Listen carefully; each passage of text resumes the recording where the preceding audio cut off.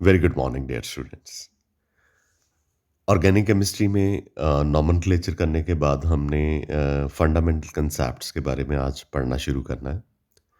मतलब हम इसमें आपको छोटी छोटी डेफिनेशंस बताएंगे। उन डेफिनेशंस की हेल्प से आपकी ऑर्गेनिक केमिस्ट्री जो है बिल्टअप होती जाएगी। ठीक है। तो हमने टॉपिक का नाम रखा है फंडामेंटल कॉन्सेप्ट्स। सबसे पहला फंडामेंटल कॉन्सेप्ट हम पढ़ने जा रहे हैं, इलेक्ट्रोफाइल्स क्या होते हैं। इलेक्ट्रो का मतलब इलेक्ट्रॉन होता है, मतलब नेगेटिवली चार्ज। फाइल का मतलब टू लव होता है या टू अटैक। तो ऐसे स्पीशीज़, केमिकल स्पीशीज़ जो नेगेटिव चार्ज पे अटैक करते हैं या इलेक्ट्रॉन लविंग स्पीशीज़ होते हैं और वो इलेक्ट्रॉन जहाँ पे भी होता है उसके ऊपर अटैक कर देते हैं, उनको इलेक्ट्रोफाइल्स कहते हैं। इलेक्ट्रोफाइल्स दो तरह के होते हैं। एक होते हैं पॉजिटिवली चार्ज इलेक्ट्रोफाइल और एक होते हैं न्यूट्रल इलेक्ट्रोफाइल। अब जो पॉजिटिवली चार्ज इलेक्ट्रोफाइल हैं, डेफिनेटली इनके ऊपर पॉजिटिव चार्ज होगा और जिनके ऊपर पॉजिटिव चार्ज होगा वो तो नेगेटिव पे अटैक करेंगे ही करेंगे। तो इसमें एग्जांपल है, हाइड्रोजन प्लस है, क्लोरोनियम आयन है, ब्रोमोनियम आयन है, आयोडोनियम आयन है, नाइट्रोनियम आयन है, NO2 प्लस, एनोस प्लस है, नाइट्रोजोनियम है, कार्बोकटाइन है, आर प्लस। मतलब जिस स्पीशीज़ पे पॉजिटिव चार्ज है वो नेगेटिव पे अटैक कर सकता है, प्रोवाइडेड द फैक्ट, इस चीज़ को ध्यान से सुनो, प्रोवाइडेड द फैक्ट कि पॉजिटिवली चार्ज जो इलेक्ट्रोफाइल है उसका ऑक्टेट या ड्यूप्लेट कंप्लीट नहीं होना चाहिए। अगर उसका ऑक्टेट या ड्यूप्लेट कंप्लीट है, जैसे Na प्लस है, तो Na प्लस का तो ऑक्टेट कंप्लीट है, तो वो इलेक्ट्रोफाइल नहीं कहलाएगा। That will not be called as electrophile, क्योंकि उनको किसी इलेक्ट्रॉन की ज़रूरत नहीं है, क्योंकि उनका ऑक्टेट ऑलरेडी कंप्लीट है। तो टोटालिटी में I would like to tell you कि इलेक्ट्रोफाइल ऐसे स्पीशीज़ होते हैं जिनका ऑक्टेट या ड्यूप्लेट कंप्लीट नहीं होता और वो नेगेटिव चार्ज पे अटैक करते हैं।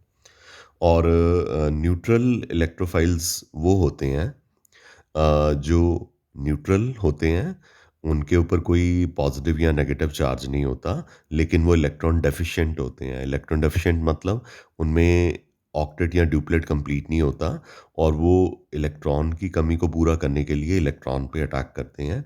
तो इसमें एग्जांपल है फ्री रेडिकल्स। ये कार्बन की चेन पे या कार्बन के ऊपर एक ऑड इलेक्ट्रॉन होता है। ये हमने ना, ये जो मैं नाम लेने जा रहा हूँ, फ्री रेडिकल, कार्बीन, नाइट्रीन, ये ना हमने तीनों, रिएक्टिव इंटरमीडिएट नाम का टॉपिक आएगा 3 या 4 दिन के बाद, उसमें पढ़ेंगे। तो फ्री रेडिकल है, इसमें R पे यानी कार्बन पे एक ऑड इलेक्ट्रॉन है। कार्बीन है, तो इसमें कार्बन पे एक नॉन बॉन्डिंग इलेक्ट्रॉन का पेयर है, लेकिन इसका भी कार्बन का जो ऑक्टेट है कंप्लीट नहीं है, तो इसलिए ये इलेक्ट्रॉन पे अटैक करता है। नाइट्रीन नाइट्रीन है, इसमें नाइट्रोजन के ऊपर दो non bonding pair of electron है और ये भी अपना ऑक्टेट कंप्लीट करने के लिए इलेक्ट्रॉन पे अटैक करता है। कैसे इसके पास 8 इलेक्ट्रॉन नहीं है, 2 इलेक्ट्रॉन ये हो गए, 2 ये हो गए, 4, और एक बॉन्ड उसने R के साथ बना दिया, तो ये सिंगल बॉन्ड है, तो ये भी 2 इलेक्ट्रॉन हो गए, तो कितने हो गए? 6। तो इसका मतलब नाइट्रोजन जो है या नाइट्रीन का, ये डेफ़िनेटली नेगेटिवली चार्ज स्पीशीज़ पे या इलेक्ट्रॉन पे अटैक कर सकता है अपना ऑक्टेट कंप्लीट करने के लिए। उसके बाद सल्फर ट्राइऑक्साइड पे आ जाते हैं। तो इसका सल्फर ट्राइऑक्साइड का जो है, ये भी अपना ऑक्टेट कंप्लीट करने की कोशिश करता है। BF3 में भी केमिकल बॉन्डिंग में BF3, AlCl3, FeCl3, इन तीनों का, चारों का स्ट्रक्चर बना के बताया था। तो इनमें किसी का भी ऑक्टेट नहीं कंप्लीट। आयरन के भी आउटरमोस्ट शेल में 6 इलेक्ट्रॉन है, एल्यूमीनियम के भी 6 हैं, ठीक है? और बोरोन के भी आउटरमोस्ट शेल में 6 इलेक्ट्रॉन है। तो ये ऑक्टेट को कंप्लीट करने के लिए किसी इलेक्ट्रॉन पे या नेगेटिव चार्ज स्पीशीज़ पे अटैक कर देते हैं। जो ये स्टैनिक क्लोराइड है, इसमें टिन का ऑक्टेट तो कंप्लीट है, पर इसके पास वेकेंट, खाली डी ऑर्बिटल होता है। तो उस वेकेंट डी ऑर्बिटल में ये इलेक्ट्रॉन को अकोमोडेट कर सकता है। इसलिए ये इलेक्ट्रोफाइल की कैटेगरी में रखा गया है। सल्फर ट्राइऑक्साइड का भी ऐसे ही है। ठीक है? अच्छा, ये मैंने आयनिक इक्विलिब्रियम के चैप्टर में बताया था कि लुईस एसिड्स क्या होते हैं, जो इलेक्ट्रॉन पे अटैक करते हैं या इलेक्ट्रॉन को एक्सेप्ट करते हैं, उनको लुईस एसिड कहते हैं। और इलेक्ट्रोफाइल भी इलेक्ट्रॉन को एक्सेप्ट करते हैं या इलेक्ट्रॉन पे अटैक करते हैं, तो इसलिए जो इलेक्ट्रोफाइल्स हैं, उनको लुईस एसिड कहा जाता है, बिकॉज़ ये इलेक्ट्रॉन डेंसिटी के ऊपर अटैक करते हैं। I hope this is clear to you guys. Clear? Okay. उसके बाद आ जाते हैं नोट। मैं ऑलरेडी बता चुका हूँ कि सारे पॉजिटिवली चार्ज स्पीशीज़ जो हैं वो नेसेसरली इलेक्ट्रोफाइल नहीं होते अगर उनका ऑक्टेट पहले से कंप्लीट हो। जैसे हाइड्रोनियम ऑक्टेट कंप्लीट है, अमोनियम आयन इसको इलेक्ट्रॉन की ज़रूरत नहीं, सोडियम का ऑक्टेट कंप्लीट है, कैल्शियम का ऑक्टेट कंप्लीट है, मैग्नीशियम 2+ का ऑक्टेट कंप्लीट है। सो जिनका ऑलरेडी ऑक्टेट कंप्लीट है, ऑलरेडी ऑक्टेट कंप्लीट है, they should not be treated as electrophile। वो इलेक्ट्रोफाइल नहीं होते और वो नेगेटिवली चार्ज स्पीशीज पे अटैक नहीं करते। आई एम श्योर कि आपको इलेक्ट्रोफाइल का ये कॉन्सेप्ट जो है वो क्लियर हो गया होगा। इलेक्ट्रोफाइल के बाद हमने जो दूसरा फंडामेंटल कॉन्सेप्ट पढ़ना है वो न्यूक्लियोफाइल का पढ़ना है। पहला हमने जो कॉन्सेप्ट पढ़ा आज वो इलेक्ट्रोफाइल का पढ़ा। ठीक है? ठीक है बच्चा? अच्छा चलिए आगे चलते हैं। ओके, आगे चलते हैं। आगे हमारे पास न्यूक्लियोफाइल हैं। तो ये ऐसे केमिकल स्पीशीज़ हैं। न्यूक्लियो, न्यूक्लियो क्या होता है? Nucleus, positively charge. ऐसे केमिकल स्पीशीज़ हैं जो पॉजिटिव चार्ज पे अटैक करते हैं। और जैसे इलेक्ट्रोफाइल इलेक्ट्रॉन रिच स्पीशीज़ होते हैं, तो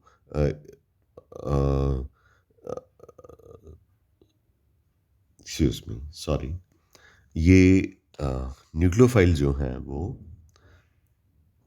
इलेक्ट्रो रिच स्पीशीज होते हैं। न्यूक्लियोफाइल जो हैं,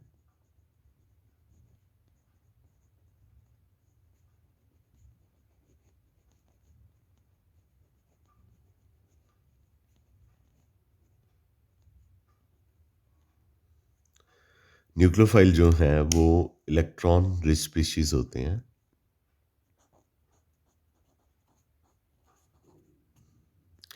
न्यूक्लियोफाइल जो हैं वो इलेक्ट्रॉन रिच स्पीशीज होते हैं। और उनमें एक लोन पेयर ऑफ इलेक्ट्रॉन होता है ताकि वो पॉजिटिव चार्ज पे अटैक कर सकें। ठीक है? ये दो तरह के होते हैं। एक होते हैं नेगेटिव न्यूक्लियोफाइल। अरे जिसके ऊपर नेगेटिव चार्ज है डेफिनेटली वो तो पॉजिटिव पे ही अटैक करेगा। Hydride ion positive pay attack कर सकता है, बोरोहाइड्राइड पॉजिटिव चार्ज पे अटैक कर सकता है। और जो पॉजिटिव पे अटैक करते हैं वही न्यूक्लियोफाइल होते हैं। सॉरी, जो नेगेटिवली चार्ज होते हैं वो पॉजिटिव पे ही अटैक करते हैं। जैसे हाइड्राइड आयन हो गया, इसके ऊपर नेगेटिव चार्ज है। बोरोहाइड्राइड हो गया, इसके ऊपर नेगेटिव चार्ज है, ये पॉजिटिव चार्ज पे अटैक करेगा। एल्युमिनियम हाइड्राइड जो है ये नेगेटिवली चार्ज है और ये पॉजिटिव पे अटैक करेगा। Chloride ion, bromide ion, iodide ion, इससे आर नेगेटिव को, ये कार्बन, आर का मतलब कार्बन होता है ऑर्गेनिक केमिस्ट्री में। तो कार्बन के ऊपर नेगेटिव चार्ज है तो इसे कार्बन आयन कह देते हैं। ये एसिटिलाइड आयन है, हाइड्रोक्साइड आयन है। फिर हमारे पास एस आर नेगेटिव है, NH2 नेगेटिव है। एस आर नेगेटिव हो गया, चलो इसको काट देते हैं। साइनाइड आयन है, नाइट्राइट आयन है, फिनोक्साइड आयन है, कार्बोक्सिलेट आयन है। ये सारे जो हैं नेगेटिवली चार्ज स्पीशीज़ हैं। और बच्चा जो नेगेटिवली चार्ज स्पीशीज़ होते हैं डेफिनेटली वो पॉजिटिव चार्ज पे अटैक करते हैं। जो नेगेटिवली चार्ज स्पीशीज़ होते हैं वो डेफिनेटली पॉजिटिव चार्ज स्पीशीज़ पे अटैक करते हैं। और जो पॉजिटिव स्पीशीज़ पे अटैक करते हैं या पॉजिटिव चार्ज पे अटैक करते हैं, they are called as nucleophiles. They are called as nucleophiles. I hope you understand this. ठीक है?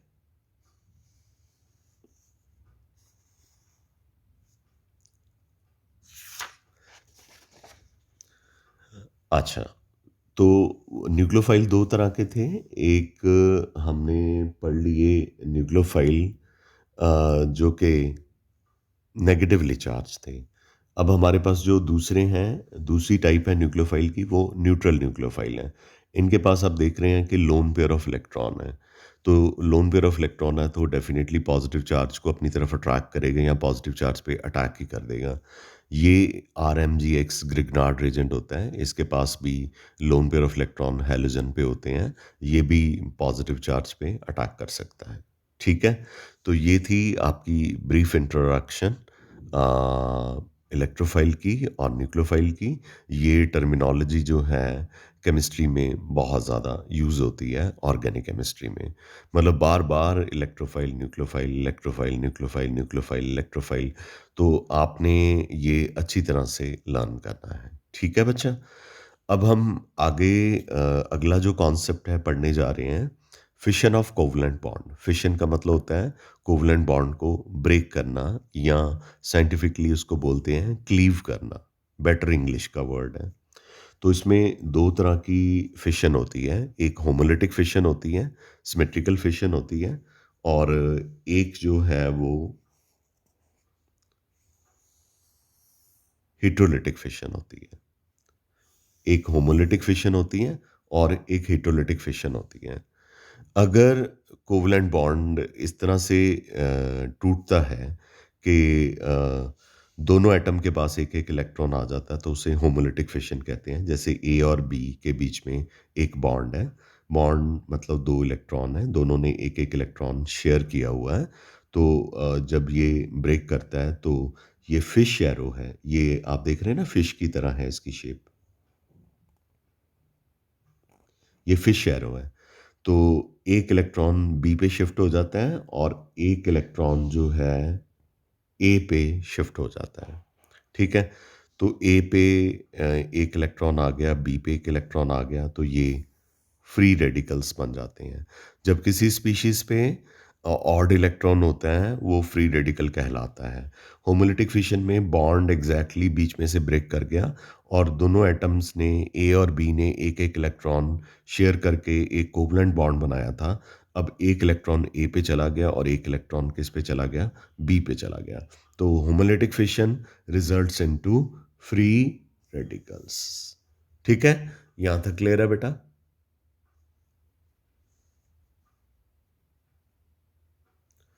आगे हम हेटेरोलिटिक और अनसिमेट्रिकल फिशन के बारे में बात करेंगे। हेटेरोलिटिक फिशन को अनसिमेट्रिकल फिशन भी कहा जाता है। ये होमोलिटिक फिशन से थोड़ी डिफरेंट होती हैं। होमोलिटिक फिशन में क्या था कि ए और बी दोनों की इलेक्ट्रोनेगेटिविटी सेम थी और दोनों ने एक-एक इलेक्ट्रॉन शेयर किया हुआ था। तो जब इस बॉन्ड को ब्रेक किया गया, एक इलेक्ट्रॉन ए पे चला गया, एक इलेक्ट्रॉन बी पे चला गया और फ्री रेडिकल्स बन गए। लेकिन जो हेटेरोलिटिक फिशन है, यानी कि अनसिमेट्रिकल फिशन है, इसमें क्या होगा कि दोनों एटम जो हैं, वो उनकी इलेक्ट्रोनेगेटिविटी जो है वो डिफरेंट होगी। ठीक है? तो इसमें 2 पॉसिबिलिटीज़ हैं। देखिए ए और बी ने एक इलेक्ट्रॉन का पेयर शेयर किया है, मतलब एक-एक इलेक्ट्रॉन शेयर किया है, तो ये इलेक्ट्रॉन का पेयर बीच में आ गया।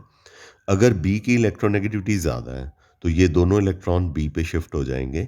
एज़ अ रिज़ल्ट ए के पास कोई इलेक्ट्रॉन नहीं रहेगा, तो ए के ऊपर पॉज़िटिव चार्ज आ जाएगा, ये कैटायन बन जाएगा और बी के ऊपर ये दोनों इलेक्ट्रॉन चले गए और बी जो है वो एनॉयन बन जाएगा। तो ये इसलिए हुआ है कि हम अज़्यूम कर रहे हैं कि जब बी जो है ज़्यादा इलेक्ट्रोनेगेटिव है ए के comparatively. On the other hand ये भी हो सकता है कि ए जो है वो ज़्यादा इलेक्ट्रोनेगेटिव हो बी के कंपैरेटिवली। तो ये इलेक्ट्रॉन जो हैं जब ए की इलेक्ट्रोनेगेटिविटी बी से ज़्यादा है तो ये इलेक्ट्रॉन का पेयर ए पे शिफ्ट कर जाएगा। तो ए के ऊपर नेगेटिव चार्ज आ जाएगा और बी के ऊपर पॉजिटिव चार्ज आ जाएगा। आई एम वेरी श्योर कि आपको ये अच्छे से क्लियर हो गया होगा होमोलिटिक और हेटेरोलिटिक का फिशन का कॉन्सेप्ट। तो अब तक हमने इलेक्ट्रोफाइल का कॉन्सेप्ट, न्यूक्लियोफाइल का कॉन्सेप्ट, होमोलिटिक फिशन का कॉन्सेप्ट और हेटेरोलिटिक फिशन का कॉन्सेप्ट पढ़ लिया है। अब हम इलेक्ट्रॉनिक डिस्प्लेसमेंट पढ़ना शुरू करते हैं कोवलेंट बॉन्ड में। इलेक्ट्रॉनिक डिस्प्लेसमेंट का मतलब कि इलेक्ट्रॉन किस एटम की तरफ ज़्यादा शिफ्ट होते हैं, ठीक है? तो डिपेंडिंग अपॉन के वो एटम ए की तरफ ज़्यादा डिस्प्लेस होते हैं या बी की तरफ ज़्यादा डिस्प्लेस होते हैं, तो they this electronic displacement can be expressed by 4 methods, जिसमें से हम इंडक्टिव इफ़ेक्ट पढ़ेंगे, electromeric effect we I'll try, resonance effect और हाइपर कॉन्जुगेशन तो नहीं आज पॉसिबल हो पाएगा, लेकिन इंडक्टिव और इलेक्ट्रोमेरिक इफ़ेक्ट जो है वो पॉसिबल है। तो चलिए चलते हैं हम आगे इंडक्टिव इफ़ेक्ट पे।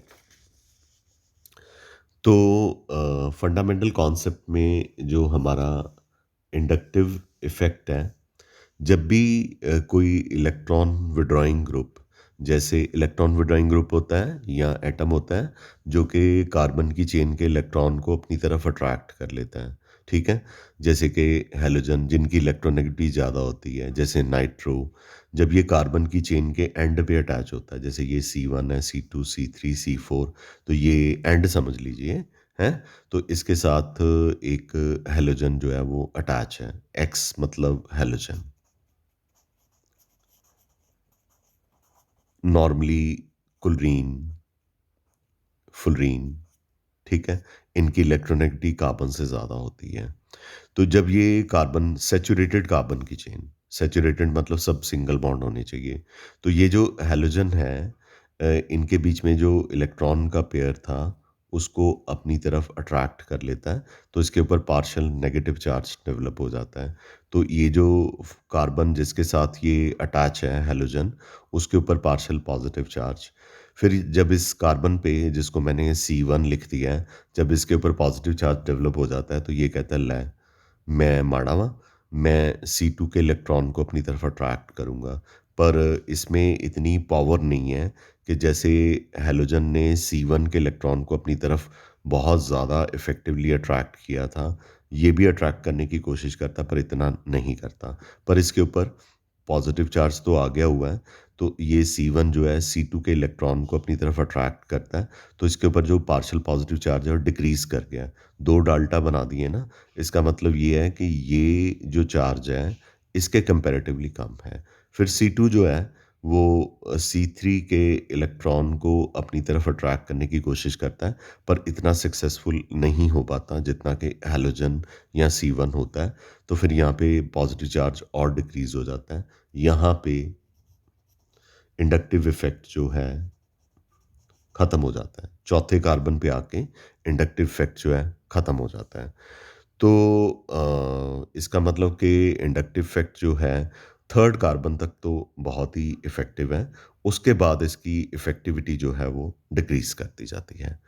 तो इफ़ेक्टिविटी, ये जो इफ़ेक्ट है जिसमें हैलोजन जो है कार्बन की चेन के साथ लगा हुआ है और हैलोजन के ऊपर नेगेटिव चार्ज आ गया और कार्बन की चेन के ऊपर पॉजिटिव चार्ज आ गया, इस इफ़ेक्ट को नेगेटिव इंडक्टिव इफ़ेक्ट कहते हैं। इंडक्टिव इफ़ेक्ट 2 तरह का होता है, नेगेटिव इंडक्टिव इफ़ेक्ट होता है और एक पॉजिटिव इंडक्टिव इफ़ेक्ट होता है।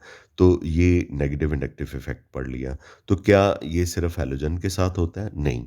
ये है कि ये नाइट्रो के साथ भी होता है, साइनाइड के साथ भी होता है, कार्बोक्सिलिक एसिड भी शो कर सकता है, फ्लोराइड भी शो कर सकता है, क्लोराइड भी, ब्रोमाइड भी, आयोडाइड भी और हाइड्रोजन भी शो कर सकता है, इवन कि ड्यूटेरियम भी शो कर सकता है। अगर आप चाहें तो यहाँ पे ड्यूटेरियम लिख के ग्रेटर दैन H कर सकते हैं। तो यहाँ पे एक सीरीज़ सीक्वेंशियल ऑर्डर में दे दी है कि अगर नाइट्रो ग्रुप यहाँ पे लग जाए इस एक्स की जगह, तो इंडक्टिव इफेक्ट जो है सबसे नेगेटिव इंडक्टिव इफेक्ट जो है वो सबसे ज़्यादा होगा as compare to cyano group से, as compare to carboxylic acid से। मतलब नाइट्रो ग्रुप का नेगेटिव इंडक्टिव इफेक्ट जो है साइनेट से ज़्यादा है, साइनेट का कार्बोक्सिलिक एसिड से ज़्यादा है, कार्बोक्सिलिक एसिड का फुलरीन से ज़्यादा है, फुलरीन का क्लोरीन से ज़्यादा है, क्लोरीन का ब्रोमीन से ज़्यादा, ब्रोमीन का आयोडीन से ज़्यादा है, आयोडीन का ड्यूट्रियम। ये हाइड्रोजन के आइसोटॉप्स होते हैं ना, लोअर क्लासेस में आपने पढ़े हुए हैं, प्रोटियम, ड्यूट्रियम, ट्रिटियम, तो ये ड्यूट्रियम है। तो ड्यूट्रियम का नेगेटिव इंडक्टिव इफेक्ट जो है वो हाइड्रोजन से ज़्यादा होता है। आगे हम चलते हैं प्लस इंडक्टिव इफ़ेक्ट पे। ये एग्ज़ैक्टली इससे रिवर्स होता है। तो रिवर्स में क्या होता है कि पहले नेगेटिव इंडक्टिव इफ़ेक्ट को एक बार फिर से देख लेते हैं। नेगेटिव इंडक्टिव इफ़ेक्ट में जो ग्रुप या एटम कार्बन की सैचुरेटेड चेन के साथ लगा होता है, वो इलेक्ट्रॉन को अपनी तरफ अट्रैक्ट करता है। तो प्लस इंडक्टिव इफ़ेक्ट में जो ग्रुप लगा होगा, वो इलेक्ट्रॉन को रिपेल करेगा। जैसे नेगेटिव इंडक्टिव इफ़ेक्ट में उसने इलेक्ट्रॉन को अट्रैक्ट किया था ना, तो इसके ऊपर नेगेटिव और इसके ऊपर पॉज़िटिव, पॉज़िटिव, पॉज़िटिव आ गया था। तो जब प्लस इंडक्टिव इफ़ेक्ट में कार्बन की चेन के साथ कोई अल्काइल ग्रुप लगा होता है, तो वो अपने इलेक्ट्रॉन को रिपेल करता है और ऑपोज़िट चार्जेस आ जाते हैं। मतलब जो टर्मिनल पोज़ीशन पे होता है, उस पे पॉज़िटिव और यहाँ पे नेगेटिव चार्ज आ जाता है। देखिए एग्ज़ाम्पल की हेल्प से। तो ये अ, हमारा अल्काइल ग्रुप है, ठीक है? ये एरो देखिए मैंने इस तरफ बनाया हुआ है। ये क्या करता है कि अपने इलेक्ट्रॉन को डिस्प्लेस कर देता है, रिपेल कर देता है। तो ये इलेक्ट्रॉन जो हैं, वो फर्स्ट कार्बन की तरफ आ जाते हैं। तो फिर नेचुरली इसके इलेक्ट्रॉन अगर फर्स्ट कार्बन की तरफ चले गए हैं, तो फर्स्ट कार्बन पे पार्शियल नेगेटिव चार्ज और ये जो अल्काइल ग्रुप अटैच है, जो कि इलेक्ट्रॉन डोनेटिंग ग्रुप है, इलेक्ट्रॉन डोनेटिंग ग्रुप को ईडीजी के साथ लिखते हैं और पीछे मैंने इलेक्ट्रॉन विड्रॉइंग ग्रुप को ईडब्ल्यूजी के साथ बताया था। ये मैंने बताया था कि ईडब्ल्यूजी जो है, वो क्या होता है? इलेक्ट्रॉन विड्रॉइंग ग्रुप होता है। तो ये इलेक्ट्रॉन डोनेटिंग ग्रुप है।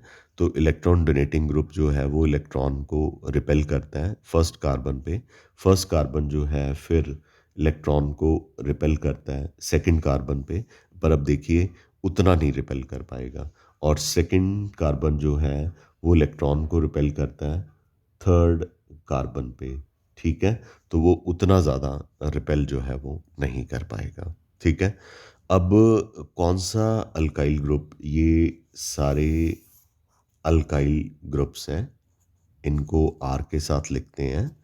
कौन-सा अल्काइल ग्रुप जो है, सबसे ज़्यादा इलेक्ट्रॉन को क्या कर सकता है, रिपेल कर सकता है? ये टर्शियरी ब्यूटाइल है, ये आइसोप्रोपाइल है।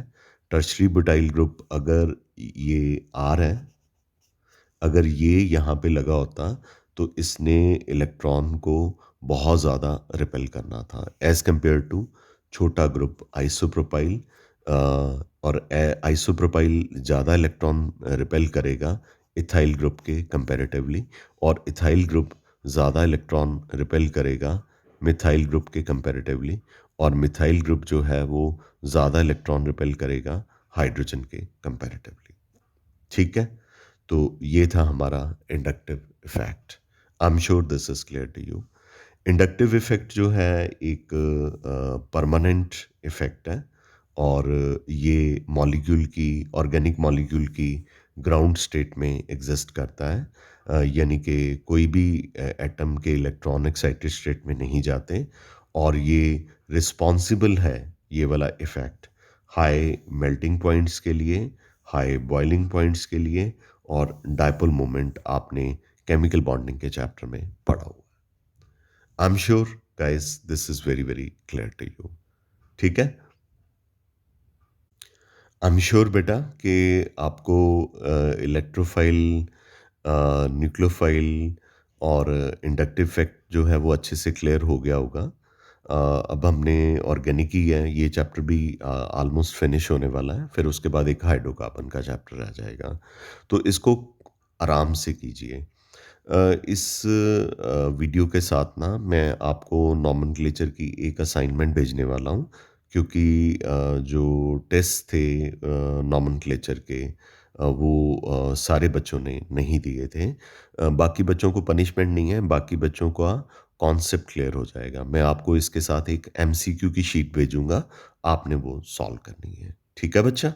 Okay, thank you very much. We call it a day. I am sure कि आप ऑर्गेनिक केमिस्ट्री को साथ-साथ करेंगे और कोई भी प्रॉब्लम होगी तो आप मुझसे कनेक्ट करेंगे और आपने एक असाइनमेंट जो मैं आपको सेंड कर रहा हूँ आज, वो आपने अच्छे से सॉल्व करनी है। ठीक है बेटा? So with this we call it a day. कल हम इलेक्ट्रोमैग्नेटिक इफ़ेक्ट जो है और साथ में जो भी और पॉसिबल हो सकेगा, जैसे रेजोनेंस पॉसिबल हो सकेगा तो रेजोनेंस जो है वो करेंगे। That's all, we call it a day. Love you all. See you tomorrow again with the next video from Sisteva's Chemistry's classes. Thank you. Great day.